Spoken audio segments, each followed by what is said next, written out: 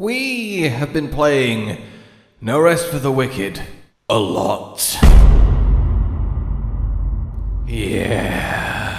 Hello, my fellow Serim. How have you been enjoying your time in and around Sacrament? I imagine a lot of you have plumbed the depths of the early access, as we have by now, and very much through the whole process of formulating your thoughts when it comes to what is, in my opinion, this incredibly special game.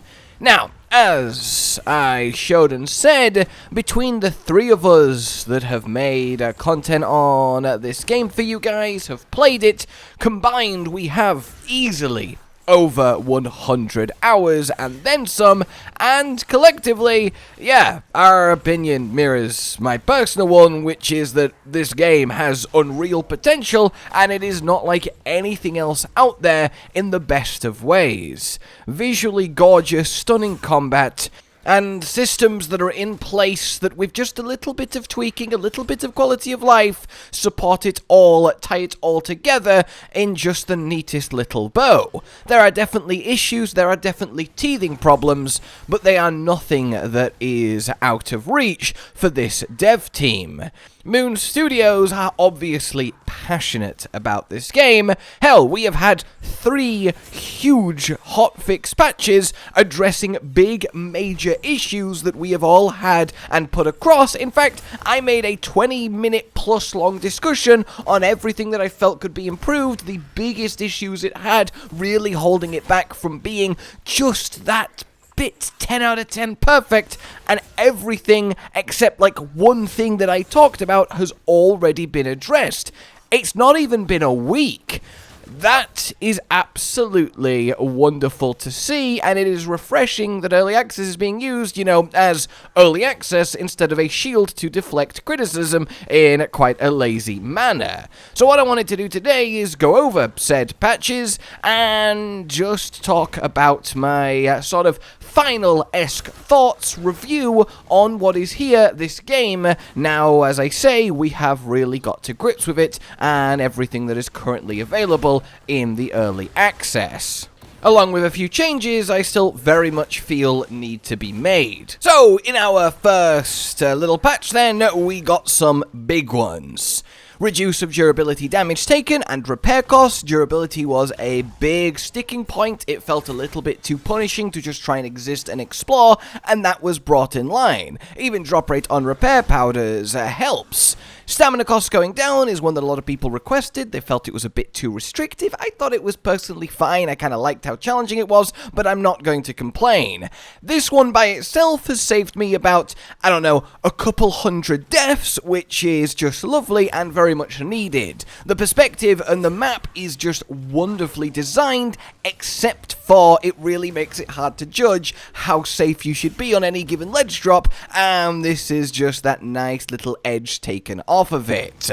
Then we've just had a few things that help out with food, and a couple bits of extra weaponry to get earlier on, as well as then just general stability and bug fixes. This was kind of the first one that just did a couple major problems to get the ball rolling. And roll it did into the second one, where suddenly, oh my god, we have got a wall of changes.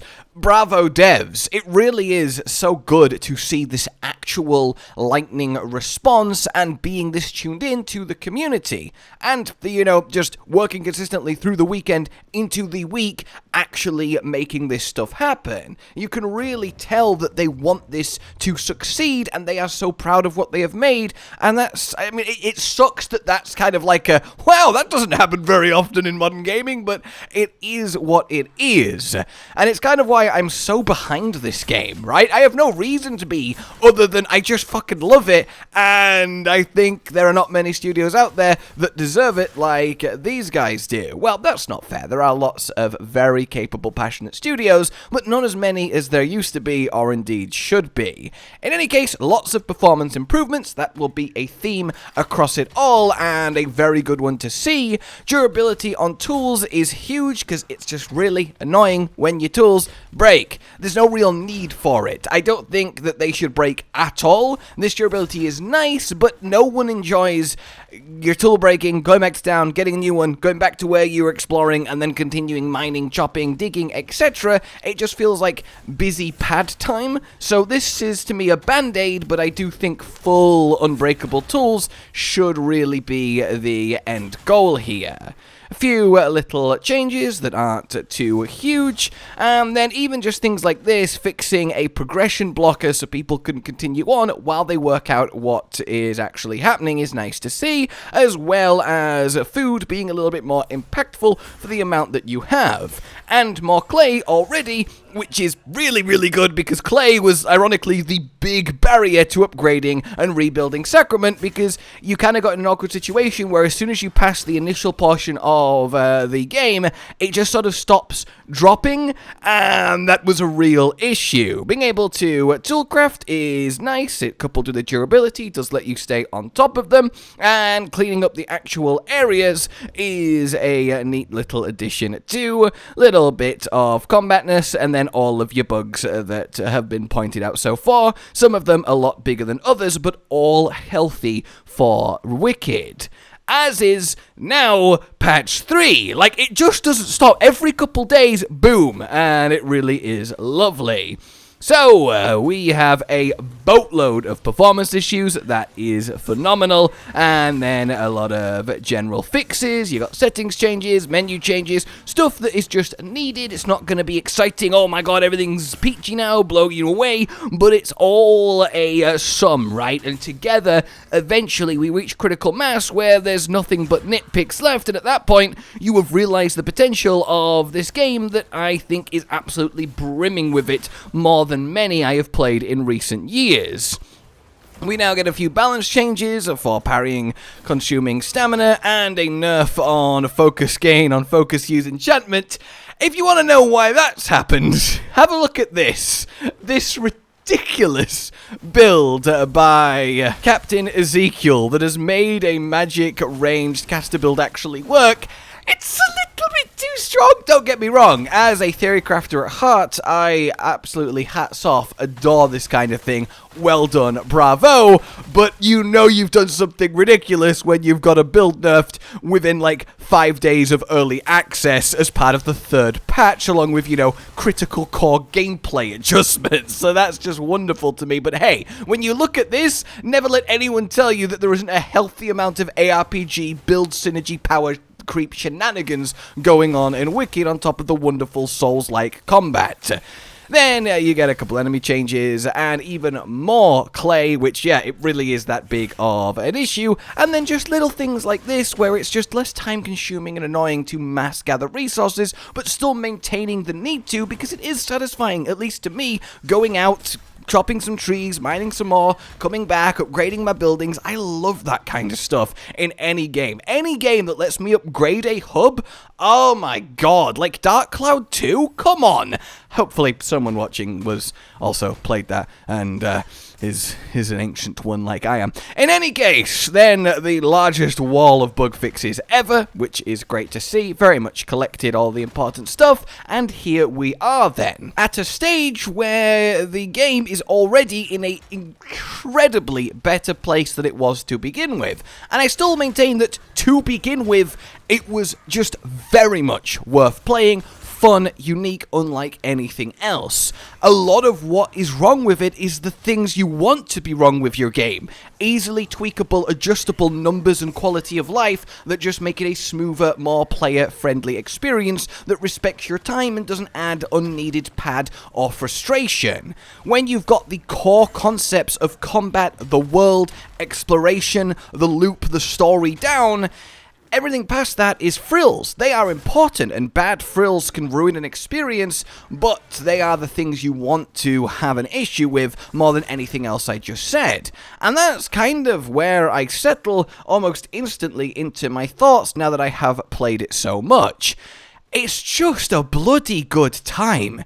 It is brutal, it is difficult, but it is satisfying. And then you do have the fact that while you do have that brutal, satisfying Souls-esque combat, and I do think it's very nice to have that no losing your Souls, air quotes, experience when you die, enemies stay dead, it has that ARPG-ness running through it, and look, ARPG isn't just your Diablos, your Last Epochs, it's action role-playing game. It doesn't need to have that kind of vibe to qualify as an ARPG, and I think they really have, on the most part, successfully achieved that quite difficult blend of Souls-like and classic ARPG with the kind of gear systems and build possibilities and synergies that you want from something with ARPG in its name. That's really impressive.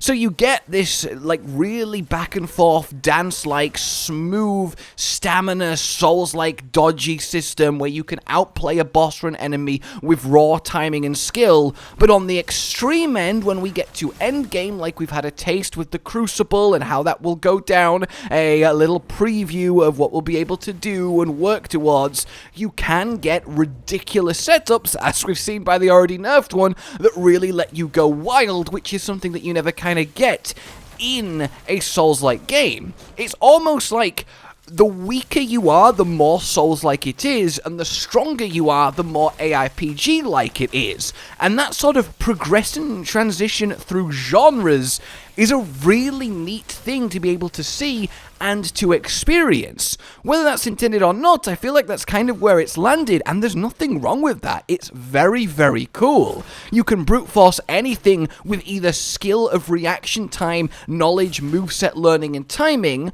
or you can brute force your way through with your theory crafting brain, gear synergy, weapon synergy, rune synergy, and come up with something busted that does the work for you. Both are apt. Do you want your build to carry or your skills to carry? In an ideal world, of course, both, and it's not as black and white as that, but that's very interesting to me.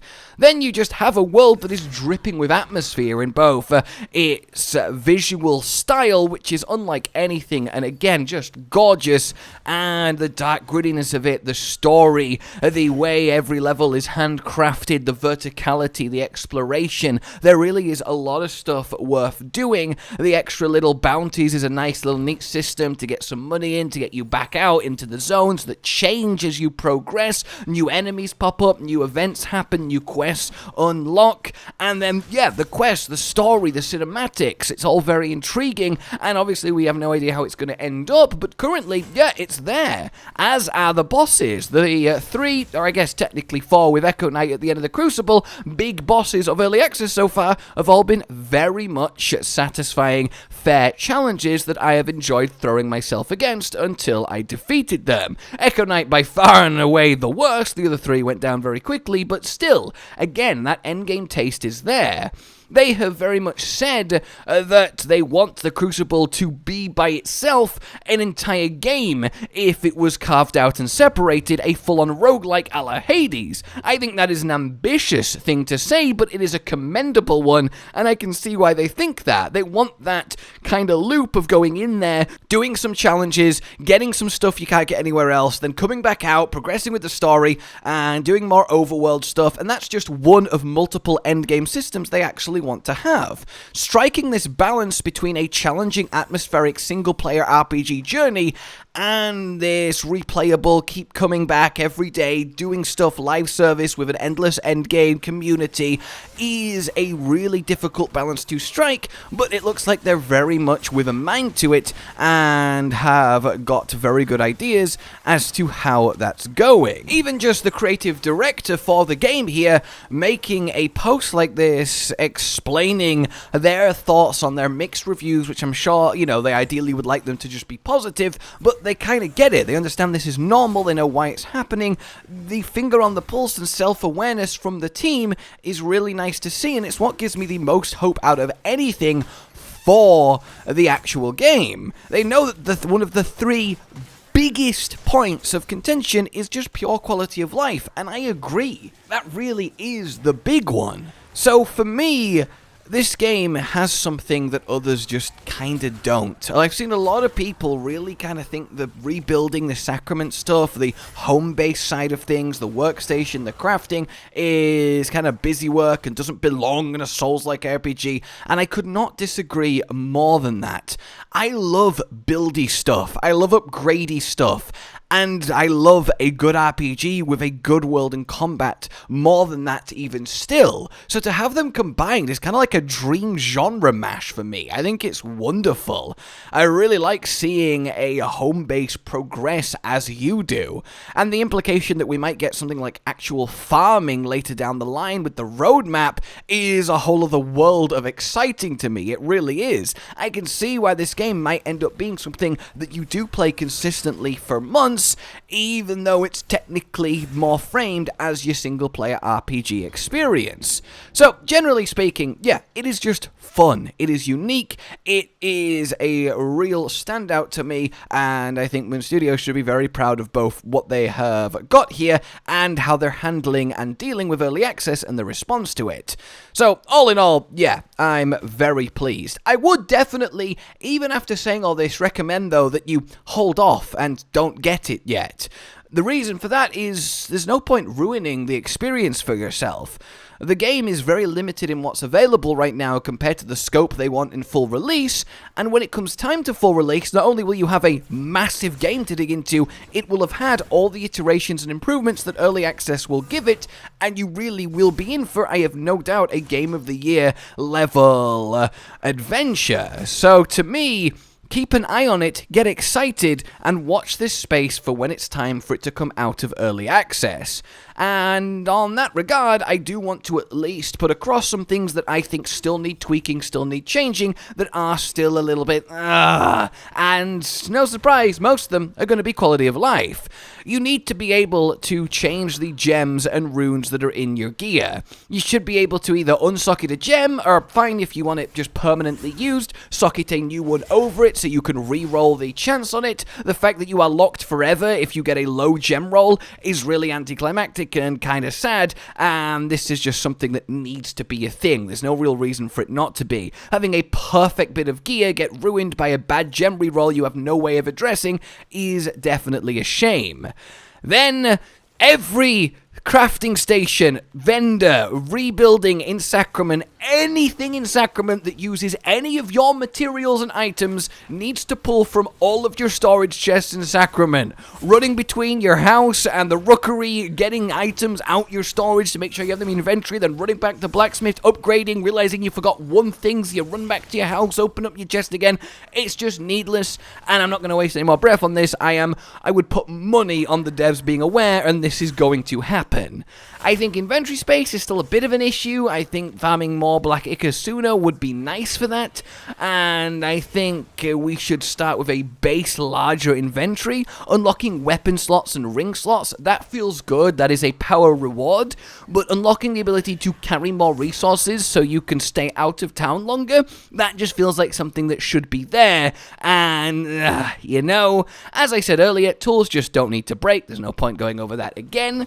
Then we have the lack of the ability to just play as ranged as standard. Ranged attacks cost focus, which means you have to solve generating focus to permanently be at range, a la crazy build we saw.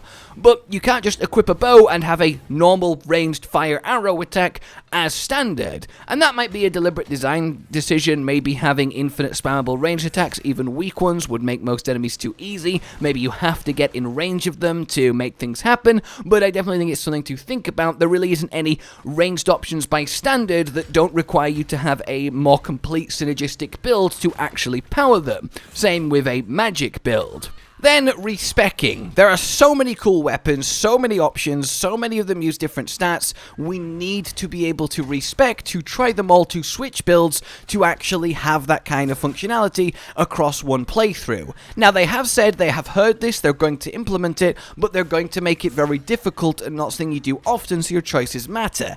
I understand that, but I'm still a little bit apprehensive of it.